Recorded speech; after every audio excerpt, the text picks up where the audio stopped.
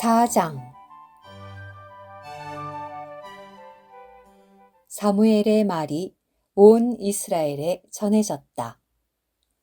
한편 이스라엘은 블레셋 족속과 맞서 싸우러 나가서 에베네셀 근처에 진을 쳤고 블레셋 족속은 아벡에 진을 쳤다.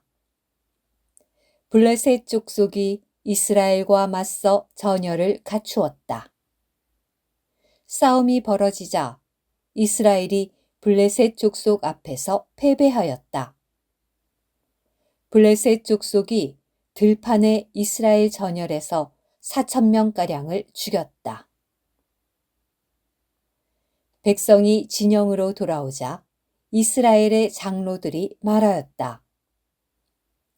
여호와께서 왜 우리를 오늘 블레셋 족속 앞에서 치셨겠습니까? 우리가 여호와의 언약궤를 실로에서 가지고 나와 우리 가운데 두어서 그것이 우리 원수들의 손에서 우리를 구하게 합시다.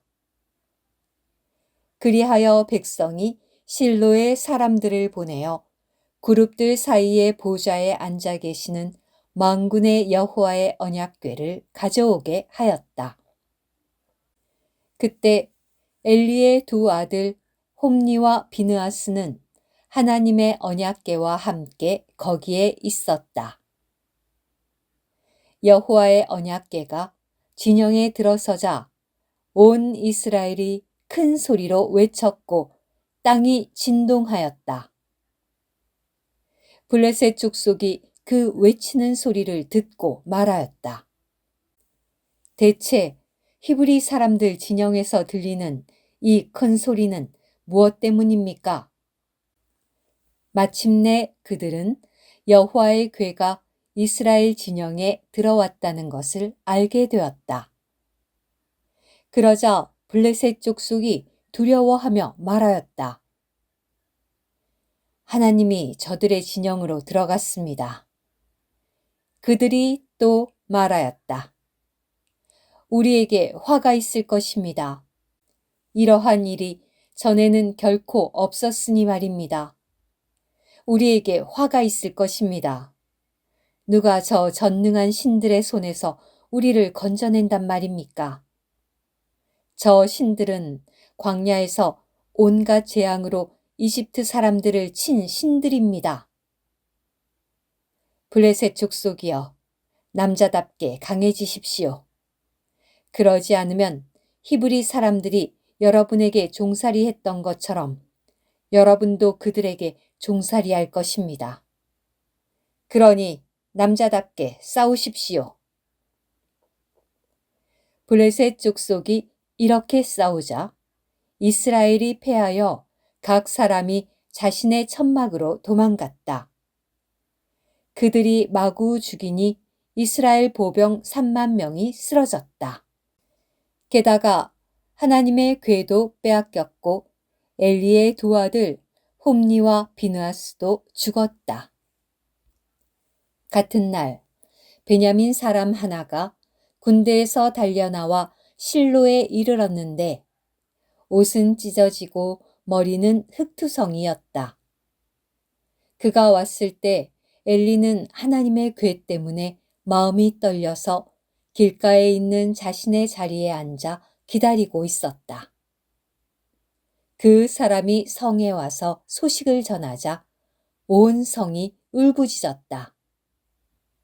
엘리가 그 울부짖는 소리를 듣고 말하였다. 이 통곡하는 소리는 무엇 때문에 나는 것인가? 그 사람이 급히 엘리에게 와서 말하였다. 그때 엘리는 98세였는데 눈이 어두워 잘 볼 수가 없었다. 그 사람이 엘리에게 말하였다. 나는 전쟁터에서 돌아온 사람입니다. 오늘 내가 전쟁터에서 도망쳤습니다. 그러자 엘리가 물었다. 나의 아들이여, 일이 어떻게 되었소? 소식을 가져온 사람이 대답하였다. 이스라엘이 블레셋 족속 앞에서 도망하였고 백성 가운데 많은 사람이 죽었습니다. 게다가 어르신의 두 아드님 홈니와 비느하스도 죽었고 하나님의 궤도 빼앗겼습니다.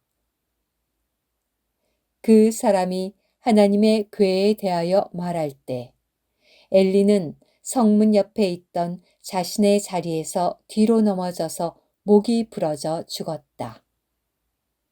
왜냐하면 그가 늙고 뚱뚱하였기 때문이다. 엘리는 40년 동안 이스라엘의 사사로 있었다. 그때 엘리의 며느리 곧 비느하스의 아내는 임신하여 출산을 앞두고 있었다. 그 여인은 하나님의 궤를 빼앗겼다는 소식과 시아버지와 남편이 죽었다는 소식을 들었을 때 진통이 시작되어 몸을 웅크리고서 아이를 낳았다. 그 여인이 죽기 직전에 곁에 서 있던 여인들이 말하였다. 두려워하지 마십시오. 아들을 낳았습니다. 그러나 그 여인은 대답도 하지 않았고 관심도 기울이지 않았다. 그 여인은 아이의 이름을 영광이 이스라엘에서 떠나갔다 라는 의미로 이가봇이라고 하였다. 이렇게 이름을 지은 것은 하나님의 궤는 빼앗겼고 그녀의 시아버지와 남편은 죽었기 때문이다. 그 여인이 말하였다. 하나님의 궤를 빼앗겼으니 영광이 이스라엘에서 떠나갔습니다. 오늘 큐티. 언약궤는 하나님의 체현이신 그리스도의 예표입니다. 언약궤는 또한 하나님의 경륜을 수행하심으로써 이 땅에 하나님의 왕국을 세우시기 위하여 하나님의 백성과 함께 하시는 삼일 하나님의 임재이신 그리스도의 예표입니다. 언약궤를 가지고 나간 것은 하나님의 임재를 가지고 나간 것입니다. 언약궤의 움직임은 하나님의 체현이신 그리스도 안에 있는 이 땅에서의 하나님의 움직임의 그림이었습니다. 이스라엘이 블레셋 족속과 싸우는 동안 하나님은 움직이실 의도가 없으셨습니다. 그러나 이스라엘 자손은 하나님의 경륜에 대한 사상이나 관심이 전혀 없었습니다. 그들이 언약궤를 가지고 나간 것은 그들이 하나님을 강탈한 것, 심지어 자신들의 안전과 평안과 안식과 이익을 위하여 그분을 억지로 자신들과 함께 나가시게 한 것을 의미합니다. 언제든지 우리가 하나님의 경륜은 전혀 고려하지 않고 우리의 번영만을 위하여 기도할 때 우리도 원칙적으로 동일한 일을 하게 됩니다. 우리는 하나님을 강탈하지 않고 하나님의 마음에 따라 하나님의 경륜을 위하여 기도하고 생활하며 사는 사람이 되어야 합니다. 아멘.